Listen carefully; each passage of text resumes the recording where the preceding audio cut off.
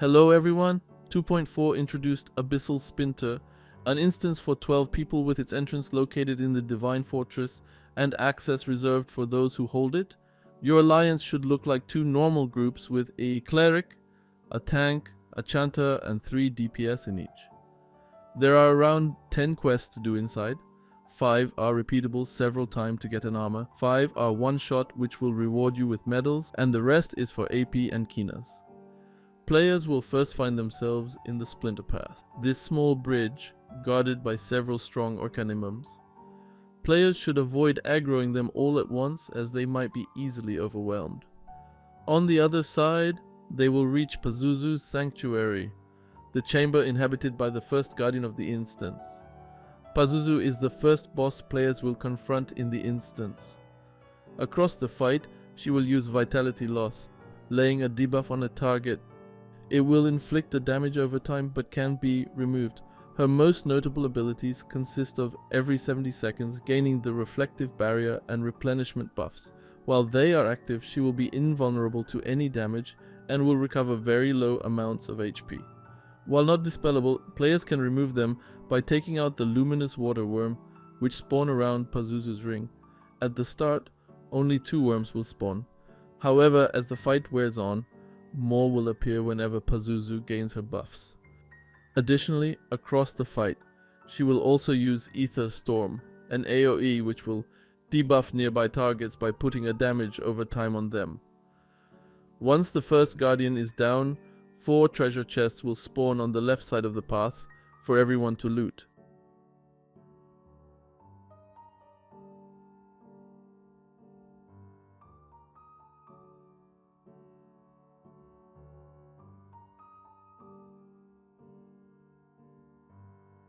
Proceeding forward, players will find themselves in the Storm Cave, which will branch into the Spiral Corridor, inhabited by several small Lapilimas. As the corridor ends, members will find themselves in Kaluva's nest, a hatching center for the beasts laid by the second guardian. Kaluva, the 4th fragment, is the second boss encountered within the Splinter. Across the fight, Kaluva will slow movement speed, root and stun targets within range, as well as change targets very frequently.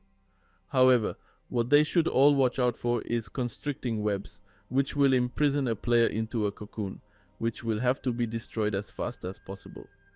If a small group takes too long, more than group member might also cause the fight to be harder. Furthermore, players should take notice of the 4 eggs on the corners of the cave. Ignored through most of the fight, they must be the main target when Kaluva utilizes Maternal Instinct, making it invulnerable to all attacks. During that time, the eggs become vulnerable to damage, prominent to be destroyed with a few attacks. If not defeated on time, the eggs will hatch, spawning additional monsters, such as a clone of itself or several small spiders. You can anticipate which egg to destroy by monitoring Kaluva's target.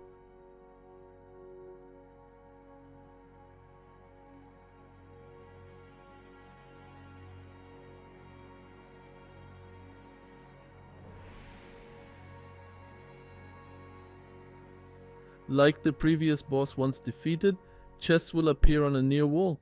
While exiting, players will step inside the Chaos Way.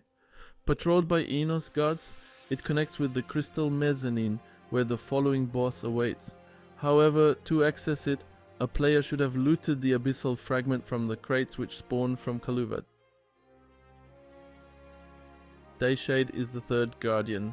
Its most notable asset is his ability to split into 2 mobs as soon as he's aggroed, Rakril and Ebonsoul, or as I call them, Black Boss and White Boss. In order to be successful in this encounter, both have to be defeated within less than a minute of each other, making it compulsory to divide into 2 groups. Make 2 balanced groups with at least 2 ranges in both, a tank and a healer. During the fight, players should also watch out for a buff the bosses gain that makes them invulnerable, called Splendid Barrier and Umbral Barrier.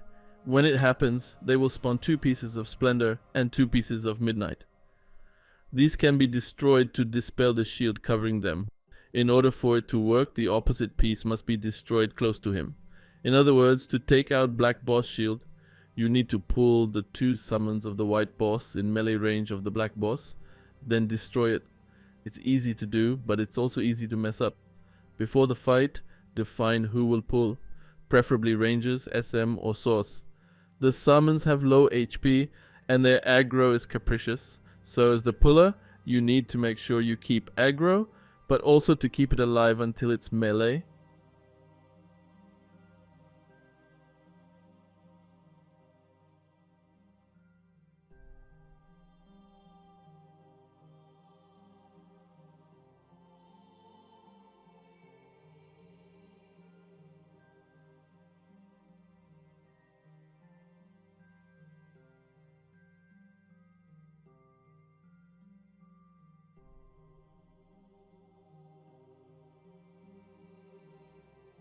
Once defeated, the chests will spawn on the left platform. Players may then proceed to the final section of the Splinter, the Splinter Core. Across the platforms, players will find several chests which they may loot containing similar loot to other chests.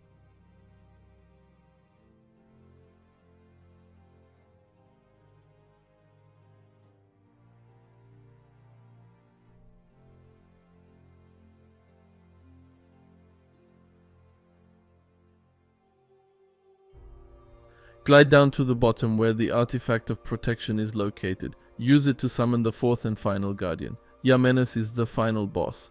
Depending on whether the members destroyed the ether fragments, he will spawn as Yamennes Blindsight, normal mode, and Yamennes Pain Flare, hard mode. Your tank should be against the wall, turning the boss from everyone. Put 2 DPS on each teleporter and the chain classes in between them. Throughout the fight, he will use Crystal Wave and Crystal Collision. The encounter intensifies when he begins summoning adds. 3 gates will spawn on the bottom or on top of the teleporters, which must be taken out to avoid the adds reaching the boss. Provided they do it, they will apply buffs to the boss, such as reflecting shields, healing, or just dealing damage on all members. The gates will spawn every 30 seconds, and like said before, at least 2 DPS per gate must be DPSing. The second gate will spawn at the top, so players must take the portal to destroy it, and once dead jump back down to DPS the boss. Crystal Collision inflicts heavy damage on the target and all enemies within 6 of the target and stuns them for a short while. When Yamennes is about to cast this spell, it will select a random target and start casting it. That person has a total of 4 seconds to make sure he's far enough from his mates. If he does not run away, the spell will be casted on him and it will spread to the nearby players, hitting 6k per person on his group. Crystal Wave inflicts heavy damage on HP and MP of all targets in front, meaning that it cannot hit anyone in the Alliance at all except for the Templar. This being said, the Templar must face Yamennes away from the groups. If done right, it will minimize the chance of anyone getting hit by it. Crushing Paralysis will paralyze the target for a while and receive continuous damage. It cannot be dispelled. Resistance is an instant cast that will make the target bleed, but have some resistance to certain physical attacks. This condition cannot be removed by any means. Yamennes Pain Flare, compared to his easy mode, will hit harder use skills more often, as well as summon more monsters during the adds phase. At the same time, he will also use Healing Impairment on one of the targets, which renders all healing effects null and cannot be removed. It is important for this person to avoid receiving much damage. Additionally, he will gain the Delirium buff, increasing Yamennes' offensive and defensive stats. In normal mode, Yamennes will only drop you its gold armor, weapon and hats from the Forgotten Abyss set. You will need to kill it in hard mode to have a chance to see an eternal weapon. Most of them have the same stats as the Stormwing weapons, with a bonus stat replaced by another one, making them not that interesting. The exceptions are the Orb and the Tome, which are the only level 55 eternal weapons for sorcerers and spirit masters with attack speed, making them the best possible fuse for a PvP weapon. As this boss is considered really hard to down in hard mode, Korean have found an expensive way to kill it, but one that works every time. Each group should be on a side of the boss, with the cleric of each group standing far behind. One group will attack the boss, die to it, and when the boss doesn't have a target anymore, The second group will attack it while the first group's cleric Loci his group. This requires everyone to have a Yasba and the macro to self-raise quickly, but will ensure the boss does no mechanics at all.